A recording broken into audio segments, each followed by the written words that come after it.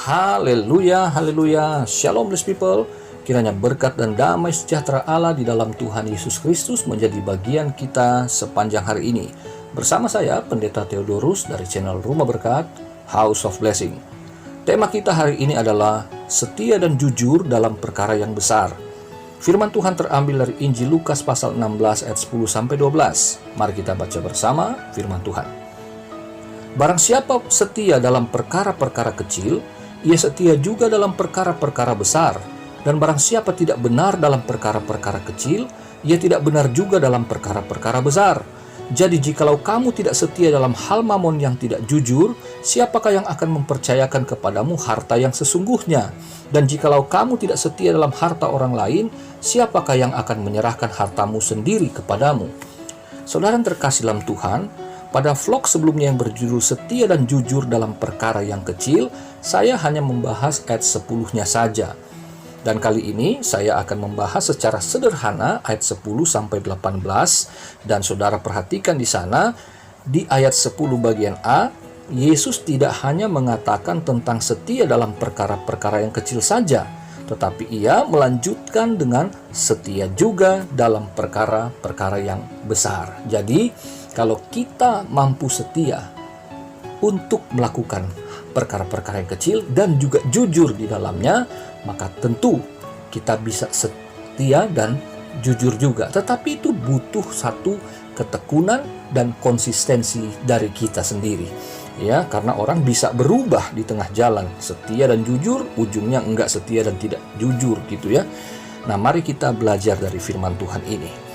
Demikian juga di ayat 10 bagian B, Yesus mengatakan dalam bentuk negatif yang artinya bagi kita ialah kita harus melakukan yang sebaliknya, yaitu yang positif. Perhatikan saudara, tidak benar dari teks Yunani sama dengan tidak jujur di ayat yang ke-11. Dan sebagian besar terjemahan bahasa Inggris menulis tidak jujur, dishonest, ya. Jadi adikos itu artinya tidak benar, tidak jujur, dan tidak adil. Nah, menurut saya tidak jujur lebih tepat karena ini sesuai dengan perumpamaan Yesus sebelumnya tentang bendahara yang tidak jujur di ayat 1-9. Dan sekarang kita akan belajar untuk setia dan jujur dalam perkara yang besar. Saudara ingat di vlog sebelumnya saya sampaikan bahwa setia itu artinya teguh hati dan jujur artinya lurus hati. Diperlukan keduanya dalam kekristenan, dalam hidup kita, ya. Karena setia saja tapi nggak jujur susah, nggak bisa jalan itu. Harus teguh hati dan lurus hati, ya. Oke. Mengapa disebut perkara yang besar? Karena itulah harta yang sesungguhnya, yaitu harta rohani yang bersifat kekal, ayat 11 dan 12. Saudaraku, ada 3 perkara besar yang harus kita seriusi, ya. Kita harus perhatikan dan kita harus menjalankannya. Yang pertama, setia dan jujur dalam mengabdi dan mengasihi Allah di ayat yang ke-13. Di sini Yesus mengecam orang-orang Farisi, hamba-hamba uang itu, karena mereka itu fisiknya memang melayani Tuhan, tetapi hatinya itu melayani uang di ayat 14 dan 15. Ini yang harus hati-hati saudara, ya. Hamba Tuhan termasuk saya harus terus berjuang karena untuk setia dan jujur itu kan diperlukan satu komitmen yang kuat, ya, karena teguh hati dan lurus hati dan harus konsisten saudara. Tidak mudah. Saya harus tetap konsisten, ya. Ketika ada undangan pelayanan di gereja besar maupun gereja kecil, pelayanan-pelayanan yang ada persembahan kasihnya dan ada yang sekedar ucapan terima kasih, saya harus mau melakukan, saya harus pergi, saya harus mau melayani jemaat Tuhan dimanapun itu. Yang penting gak bentrok jadwal. Haleluya, karena saudara saya telah membuktikan tanpa persembahan kasih, tanpa persepuluhan, tanpa bahkan uang untuk berangkat ke tempat-tempat di mana undangan pelayanan itu datang, bahkan di desa-desa, Tuhan mengadakan biayanya termasuk untuk keluarga yang saya tinggalkan selama saya pelayanan ke daerah-daerah. Saudara yang terkasih, karena saya meminta Tuhan tolong agar motivasi saya selalu hanya memprioritaskan Tuhan dan jemaat Tuhan yang dipercayakan untuk saya layani ini. Haleluya.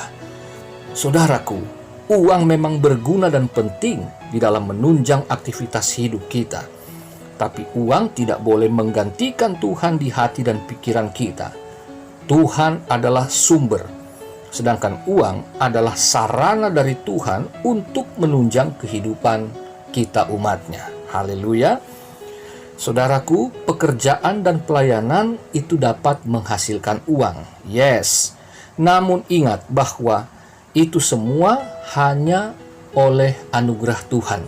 Tuhan yang kasih kita nafas hidup, Dia yang kasih hikmat akal budi, Dia yang kasih keterampilan, Dia yang memberikan kita karunia-karunia pelayanan, dan Dia yang memberikan kita pekerjaan. Sehingga uang itu bukan kausa prima. Tuhanlah yang menyebabkan semua itu, sedangkan uang hanyalah efek sampingnya, ya. Jadi, saudara yang terkasih, kita bekerja dengan setia dan jujur itu sebagai pengabdian kepada Allah, bukan demi uang dan kekayaan. Amin, saudara. Yang kedua, setia dan jujur dalam melakukan firman Tuhan, ayat 16 dan 17. Saudaraku, orang-orang Farisi sangatlah setia dalam melakukan hukum Taurat, namun mereka tidak jujur di dalam memutuskan suatu perkara yang berkenaan dengan soal-soal agama. Arti lain dari tidak jujur dari teks Yunani yang saya sampaikan tadi adalah tidak adil, ya. Adikos itu punya arti tidak benar, tidak jujur, dan tidak adil. Saudara, orang Farisi itu biasa lihat-lihat dulu kalau memutuskan perkara. Kalau dia orang penting dan berduit, kalau dia orang yang pekerjaannya punya banyak uang, maka mereka dapat memutuskan dengan ketidakadilan, ya.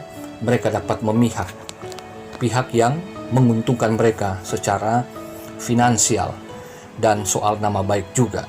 Nah, bagi orang Kristen, saudara, Alkitab adalah firman Allah, yaitu perjanjian lama dan perjanjian baru.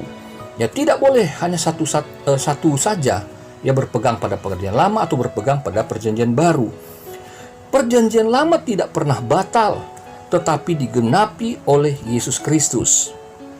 Apa yang Yesus amandemen, itulah yang menjadi perjanjian baru. Ya, yang diamandemen di perjanjian lama itu yang kita sebut perjanjian baru.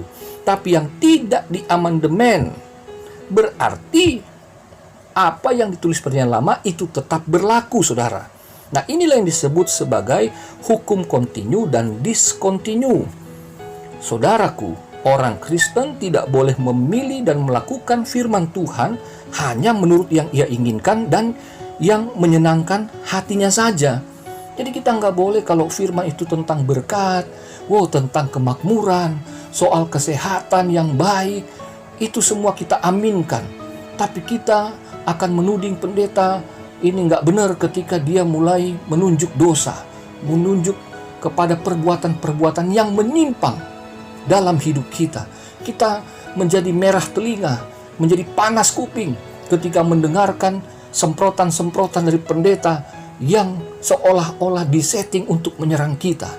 Nah, kita orang Kristen tidak boleh seperti itu. Kita harus setia melakukan firman Tuhan dan jujur bahwa Tuhan, ini aku terbuka di hadapan-Mu. Kalau aku benar dan layak untuk diberkati, maka berkatilah aku sesuai dengan kehendak-Mu. Tetapi jika Engkau mendapati aku berdosa dan tidak layak untuk menerima berkat, maka semua itu pasti baik karena Engkau, Tuhan Allah yang adil dan baik. Haleluya. Yang ketiga, saudara, setia dan jujur dalam menjalankan perkawinan. Lihat yang ke-18. Nah, ini saya nggak panjang lebar jelasinnya. Ini membutuhkan topik khusus untuk membahas tema secara tersendiri, ya. Tetapi secara singkat saya sampaikan bahwa perkawinan merupakan institusi pertama di bumi yang Allah rancang dan berkati.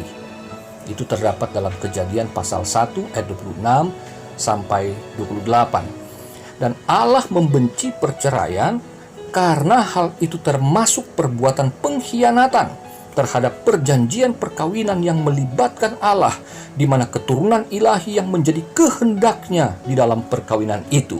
Maleakhi pasal 2 ayat 14 sampai 16. Dan perceraian itu, saudara, disamakan dengan perbuatan khianat Yehuda kepada Allah, dan hal tersebut berpengaruh besar terhadap kualitas ibadah mereka. Maleakhi pasal 2 ayat 10 sampai 13. Jadi saudara, dalam konteks Kristen, suami istri Kristen itu harus menghormati perkawinan dengan sungguh-sungguh, karena perkawinan mereka menyingkapkan rahasia besar, yaitu hubungan Kristus dan jemaat. Efesus pasal 5 ayat 33. Jadi inilah yang dapat kita pelajari hari ini, setia dan jujur dalam perkara yang besar. Jadi prioritas kepada Allah, dan kita juga menjalankan firman Allah dengan benar, maka kita juga harus setia di dalam perkawinan kita. Maka hal-hal ini adalah perkara yang besar dan bersifat kekal. Haleluya. Ini yang dapat saya sampaikan sebagai renungan kita hari ini. Kiranya Tuhan memberkati saudara. Selamat beraktivitas, tetap berdoa dan berharap, tetap bersemangat. Sampai jumpa di vlog